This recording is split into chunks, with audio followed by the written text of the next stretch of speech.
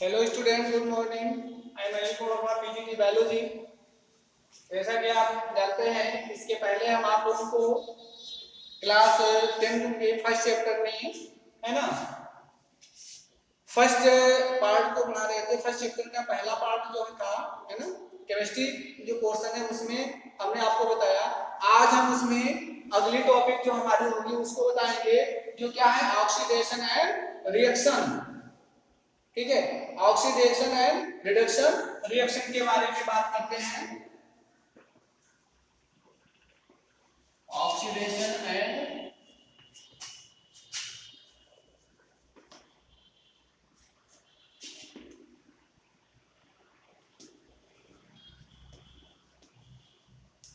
Oxidation reduction की बात करते हैं, यानी कि ये क्या होती है, ये किसी को क्या कहते हैं, है ना, ऑक्सीडेशन रिएक्शन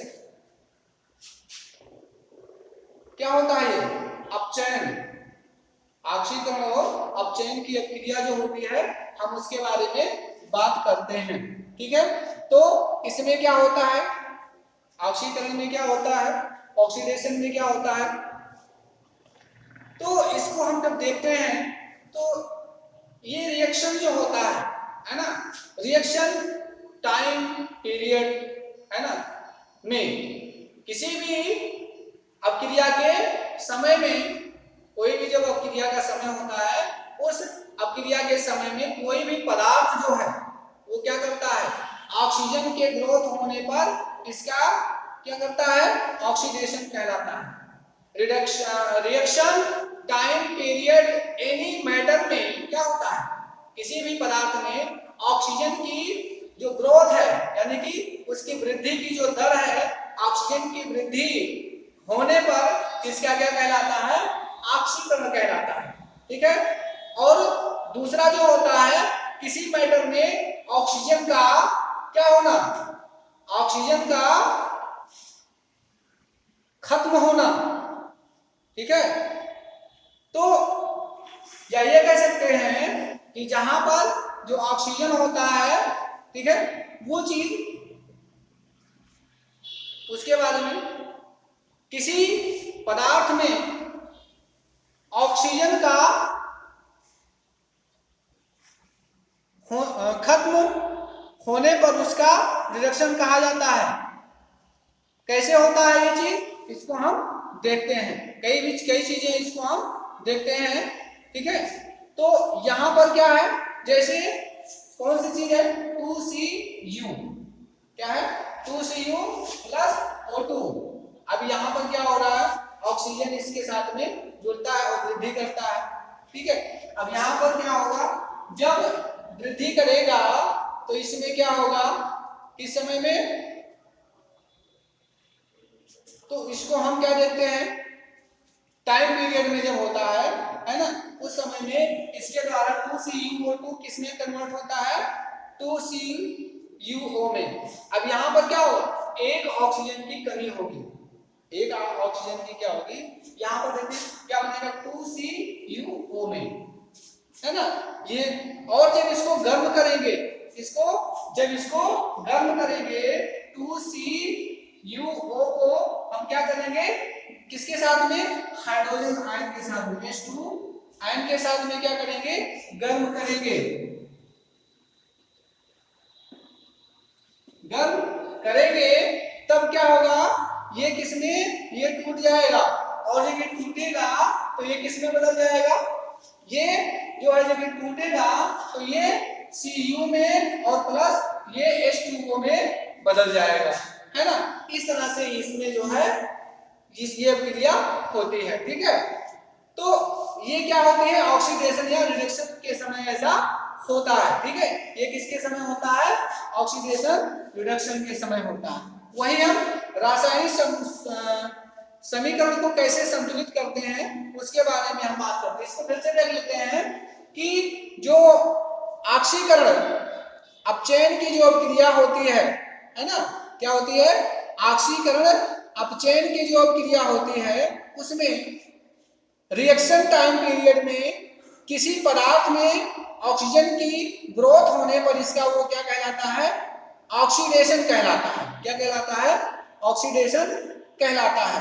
ठीक है, और दूसरा जो पदार्थ है जिसे हम रिडक्शन रिएक्शन कहते हैं, उसमें किसी पदार्थ में ऑक्सीजन का ह्रास होने पर, ह्रास होने का मतलब क्या होता है, उसका नुकसान होने पर उसका क्या कहलाता है, वो रिडक्शन कहा जाता है। ठीक है, तो एक जगह हम क्या देखते हैं, ऑक्सीजन, एक जगह हम देखते हैं कि ऑक्सीजन का ह्रास होता है और एक जगह क्या देखते हैं, ऑक्सीजन में ग्रोथ होता है ना, तो वो बढ़ता है। ये दोनों समीकरणों के द्वारा यही बताया जा रहा है। ठीक है, अब हम इसमें अगली टॉपिक देखते हैं। अगली टॉपिक इसमें हमारा क्या है कि रासायनिक समीकरणों को संतुलित कैसे करते हैं, है ना। रासायनिक समीकरण को हम, है ना, कैसे बैलेंस करते हैं, रासायनिक समीकरण को हम कैसे बैलेंस करते हैं, है ना, उसके बारे में हम देखते हैं। तो ये क्या होगा, to balance a chemical equation, to balance a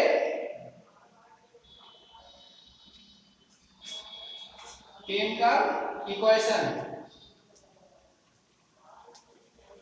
chemical equation कैसे उसको बैलेंस करते हैं उसको हम देखते हैं। तो सबसे पहले हम क्या देखते हैं कि BaCl2 क्या है, BaCl2 और इसके साथ में सल्फ्यूरिक अम्ल जो होता है H2SO4।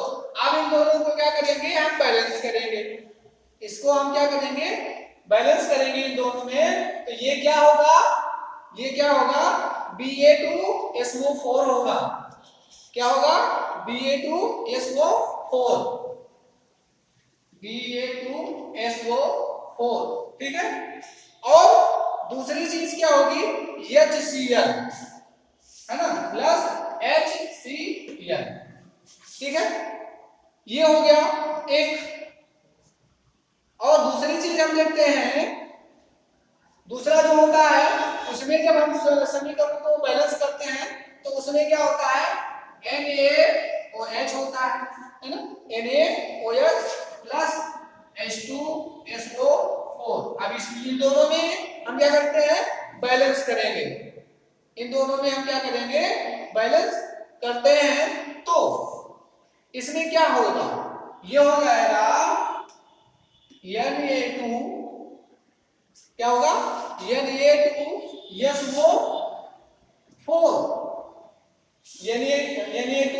Na2SO4 और साथ में प्लस H2O। इसकी मात्रा कितनी होगी, ये 2H2 होगी और ये जो है 12HCl है ना। इस तरह से इसको हम क्या करते हैं, बैलेंस करते हैं, इसको बराबर करते हैं, ये अंतर दिखता है। दूसरा तीसरा समीकरण हम देखते हैं कि इसको कैसे बराबर किया जाता है। तो इसमें H2 प्लस Cl2 है ना, Cl2। अब हम इसे जब बैलेंस करेंगे तो ये क्या होगा, H2Cl2 जो होगा, ये बैलेंस जब होगा, इसको बैलेंस करेंगे तो ये क्या होगा, ये HCl हो जाएगा। ठीक है, जिसमें अब HCl H2 है फिर Cl2 है, तो HCl मतलब क्या होगा, ये दो बार कैसे कर सकते हो, है ना, कि ये 2HCl होगा, है ना, ये इस तरह से होगा। ठीक, हम अगले समीकरण, अब यहां पर जब इसको बैलेंस करते हैं तो ये इस तरह से होता है। चौथे पे हम चलते हैं तो यहां पर क्या होगा, CaOH का होल ट्वाइस, है ना। अब CaOH का होल ट्वाइस है, इसका भी बैलेंस हमको करना है किसके साथ में, CO2 के साथ, कार्बन डाइऑक्साइड के साथ में। जब इसको हम क्या करते हैं, बैलेंस करते हैं तो ये किसमें कन्वर्ट होता है, ये CaCO3 में, है ना, किसमें, CaCO3 में और साथ में इसमें H2O में। अब यहाँ पर ये जो है H2O एक ही होगा। ठीक है, तो इस तरह से हम क्या करते हैं, जो समीकरण होते हैं हम उसको बैलेंस करने का काम करते हैं। ठीक है, तो ये आपका टॉपिक जो था बैलेंस केमिकल इक्वेशन है ना, ये इसके बारे में था। ठीक है, अब हम देखेंगे कि जो योगात्मक अभिक्रियाएं होती हैं कैसे जुड़ते हैं। ये तो बैलेंस की बात थी है ना, इसको बराबर करने की बात थी।